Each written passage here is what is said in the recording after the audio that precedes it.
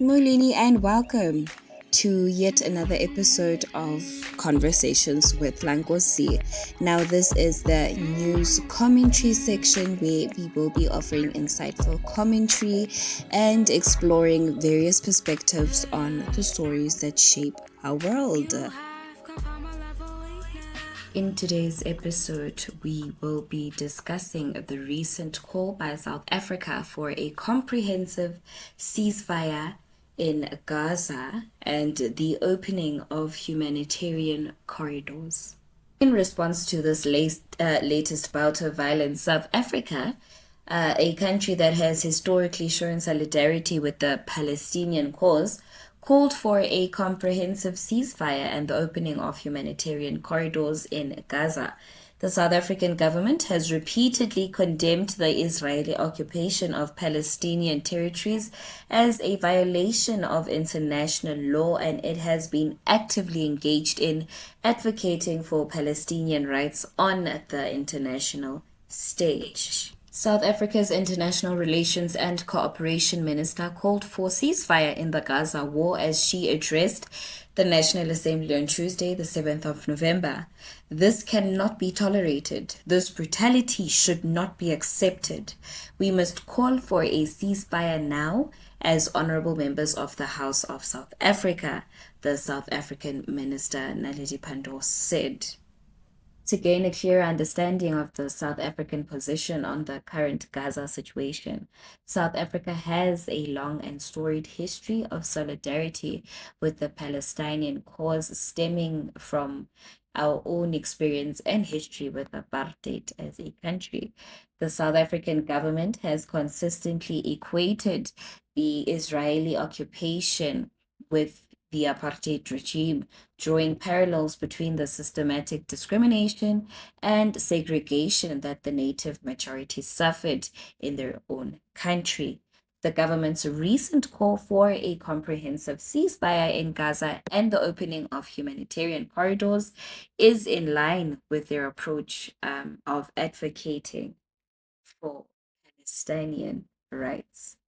South Africa's call has been met with mixed reactions from the international community. On one hand, many countries and organizations have expressed support for our stance as a country, recognizing the urgency of the situation and the need for immediate humanitarian assistance in Gaza. On the other hand, some countries, particularly those with close ties to Israel, have criticized South Africa's position, arguing that it unfairly singles out Israel and overlooks Hamas's role in escalating the violence. These critics also contend that South Africa's historical support for the Palestinian cause may color its perspective on the conflict.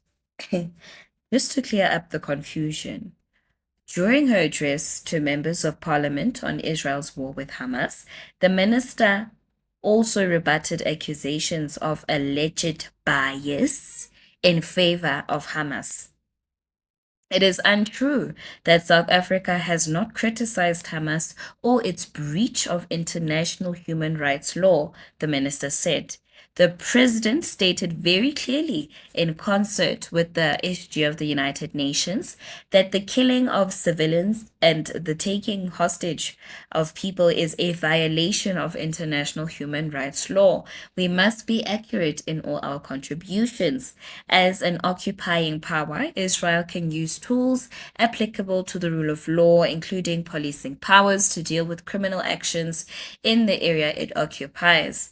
An occupying state cannot exercise control over territory it occupies and simultaneously attack that territory on the claim that it is foreign and poses an exogenous national security threat, Minister Pandor said. You can look it up. You can go and watch the president's speech. You can look it up, and I'm sure you can download or access the speech itself and read this for yourself. But there are media houses that actually have this for you to go and read if you do not believe it. So, no, you can't then come for South Africa and then say we're being biased, whereas The government officials have made it clear that they do not support. However, what you're doing is wrong, ukusalayo. Tune. The minister also called for the International Criminal Court to hold Israel accountable for violations of international criminal law as it pursues its ground offensive and airstrikes on Gaza. The murder of children, of women, and the aged by Israel is an act that should have resulted in the International Criminal Court issuing an immediate arrest warrant for key decision makers, including Mr.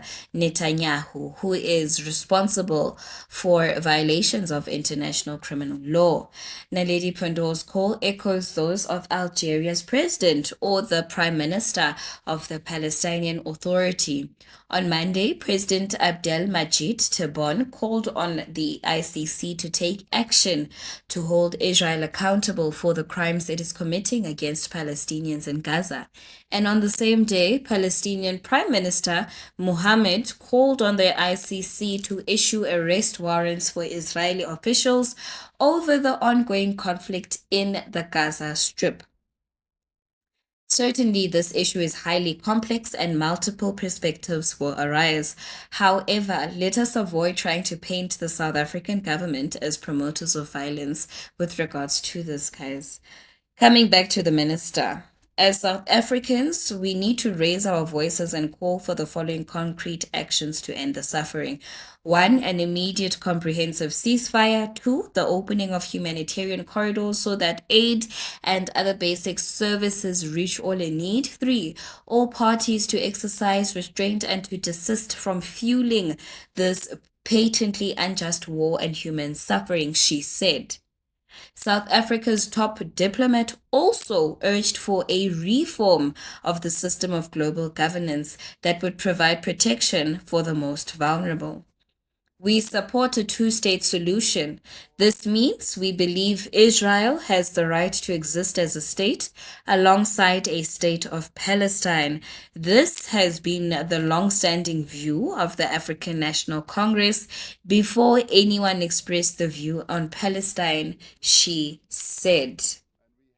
A comprehensive ceasefire would bring an end to the cycle of violence, providing an opportunity for diplomatic negotiations and dialogue between the parties involved.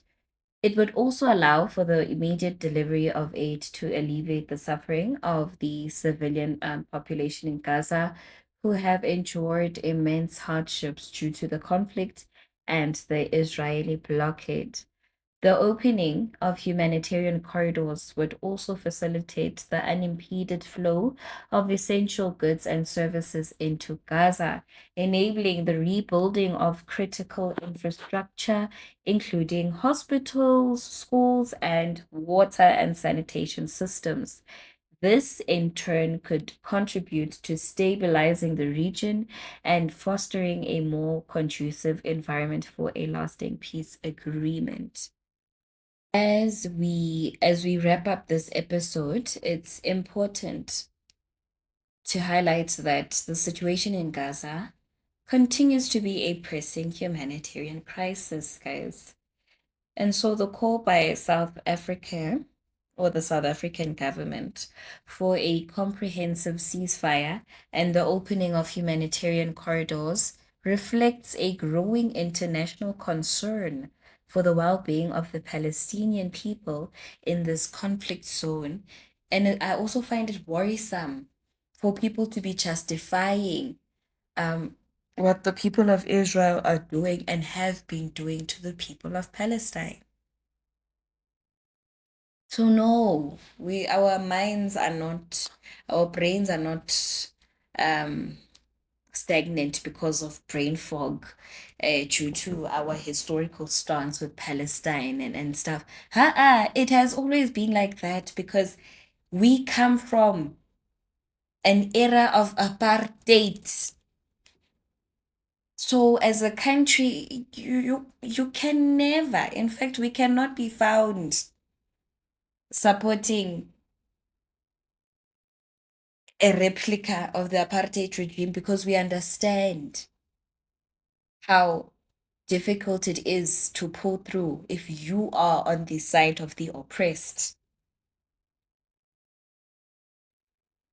You cannot be violating people's human rights and justifying it by saying your views differ.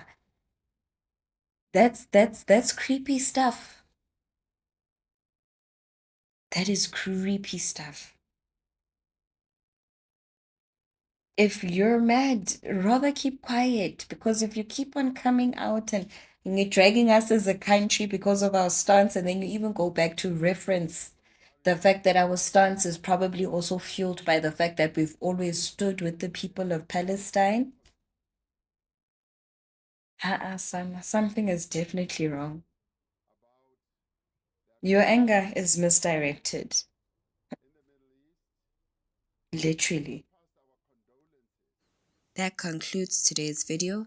Remember, the goal is not just to inform, but to inspire critical thinking and foster a diverse exchange of ideas. I appreciate the time you've spent with me today and look forward to bringing you more engaging content in future episodes. As always, be sure to follow us. Conversations with Lankosi on Spotify, Apple Podcasts, Google Podcasts, and also our YouTube channel, Chonga. You subscribe, you follow, you follow or you subscribe, light the notification bell so that you do not miss out on any new episodes, right?